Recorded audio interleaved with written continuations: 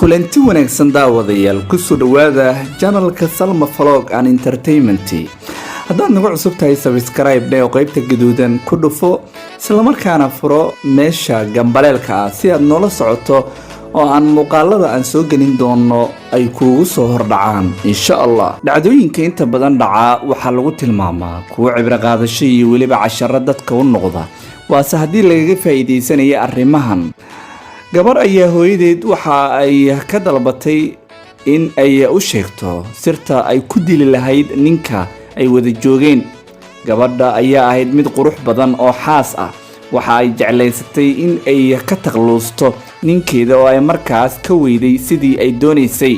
xilli subaxa ayna ay iyadoo ordaysa waxay u tagtay hooyadeed waxaana ay ku tiri hooyo, ninkeyga waan ka daalay, wanaagna waan ka waayay, wax jacayl ah kuma haysto, inuu ifurana waa u diiday. waxaan rabaa in aan dilo, balse waxaan ka cabsanayaa oo aan ka baqanayaa sharciga ee ma igu caawin kartaa qaabkii aan u dili lahaa iyadoo dembi aan la ii qabsanayn.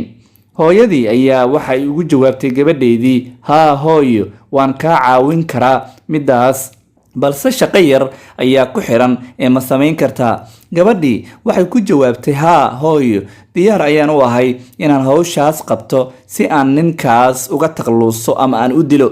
hooyadii waxay tiri, qodobadan samee gabadheedii. kow, waxaad dareensiisaa mar walba oo uu kula joogo nabad iyo xasillooni si marka uu dhinto aan adiga lagaaga shakin. isqurxi mar walba oo uu kula joogo si uu kuu fiiriyo oo aad u noqoto gabar yar oo soo jiidasho leh. si fiican u daryeel inta uu kula joogo una noqo qof fiican si uu mar walba kuugu bogo.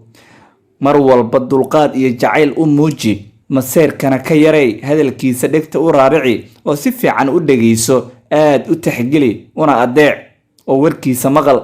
lacagtaada ku qarash garey, hana ku xanaaqin marka uu biilka kuu keeno inta ay doontaba ha la ekaatee. codkaaga kor ha ugu qaadin, hana ka hor imaan wixii uu ku yiraahdo, balse dhiirigeli, jacayl iyo ixtiraamna sii. weligaa lagaagama shakin doono marka uu dhinto. intaas oo dhan ma qaban kartaa ayay hooyadii weydiisay gabadheedii. haa hooyo, waana aan samayn doonaa ayay gabadhii ku tiri. haye qaad daawadan oo maalin walba cuntada ugu dar, si tartiib tartiiba ayuu u dhiman doonaaye ayay tiri. 30 maalin kadib ayaa gabadhii ku soo noqotay hooyadeed waxaana ay ku tiri, hooyo, ma raba inaan dilo ninkeyga, hadda wuu isbedelay, anna waxa aan noqday qof jeclaaday, waayo waxa uu noqday nin dhammaystiran. hadda nin aad u wanaagsan ayuu ii yahay, weligiina wanaagaas kamaanan filanayn. maxaan sameeyaa si sunta jirkiisa aan uga joojiyo hooyo?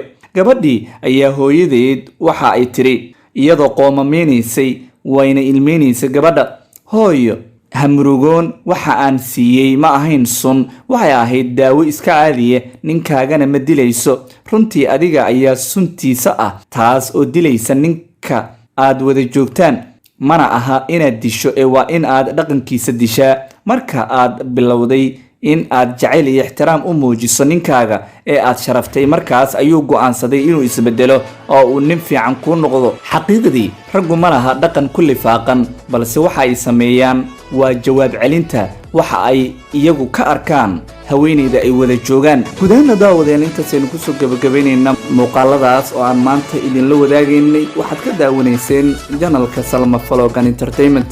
intaan dib dambe muuqaaladan oo kale dib isku arki doono, nabadgelyo.